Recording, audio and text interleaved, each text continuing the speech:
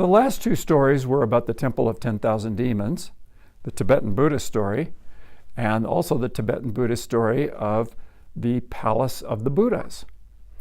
And so now in this section, we're going to look at their interface between the two of them. So all of us are on the physical plane. We're in physical bodies. We're here. All of us are navigating through, in some way, the Temple of 10,000 Demons. The Temple of 10,000 Demons is filled with distractions. There are beautiful dancing women. There are handsome dancing men. There are casinos with a great flow and exchange of money. There's all kinds of businesses that are, for example, big corporations that are involved in big deals and collection of great wealth.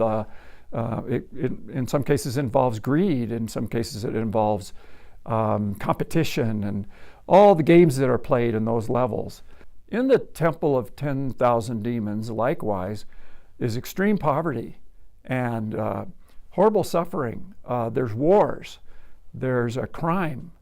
There's theft, and there are people who are physically ill and going through horrible diseases and going through disfiguring accidents and the worst that life has to offer, the most difficult experiences. These are all in the Temple of 10,000 Demons, all distractions, ways of getting involved in dramas and activities.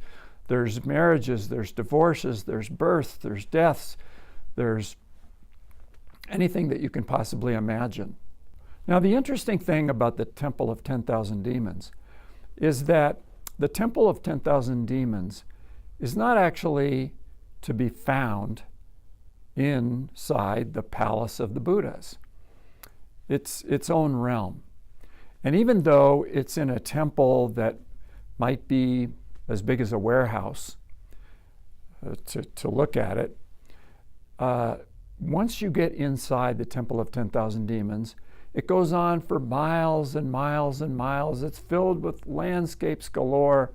And so you can travel widely in it and not ever feel that you're limited or confined to one small area.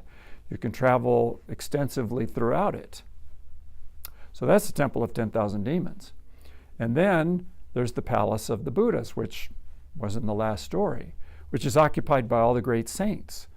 And remember that it has no walls, no ceiling, and no floor. So it's ostensibly everywhere. It occupies all spaces. So the Palace of the Buddhas can be found within the Temple of 10,000 Demons. But the Temple of 10,000 Demons is not within the Temple of the Buddhas. So that's a very interesting thing.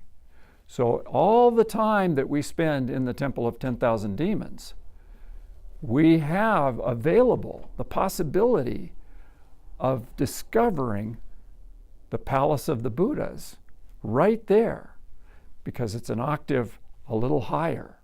Not a little higher, it's an octave quite high, but it's still available by discovering certain practices and a path to it.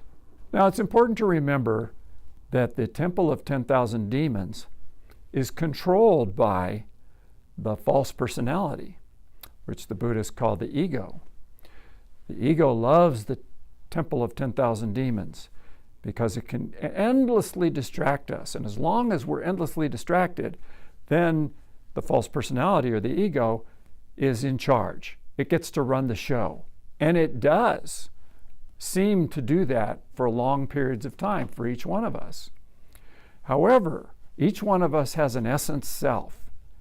And our essence self is not run by the ego. It's not run by the false personality. It has its own agenda. And it prefers to be in the Palace of the Buddhas. And so there's a choice that can be made. If you hand your life over to the false personality and you identify with that, you're going to be in the Temple of 10,000 Demons. But if you hand your life over to essence, then rather quickly you're going to find your way to the palace of the Buddhas. And it's not good or bad, whichever you choose. But if you go to the palace of the Buddhas, then you're not going to suffer anymore. And you're going to experience bliss and joy and wonderfulness, as opposed to the extreme suffering that the Temple of 10,000 Demons offers. Remember that the Temple of 10,000 Demons often tries to seduce us with promises that we're going to get what we want. That, if we just had this great meal, or we made a pile of money, or we had the greatest sex in the world all the time we wanted, that we would be ultimately happy. But we know ultimately that that's not so. That those things are impermanent, they always dissipate, and they're always replaced by some form of suffering. So the choice is clear. We're capable of making our own choice anytime we want to. And that's where we leave you here.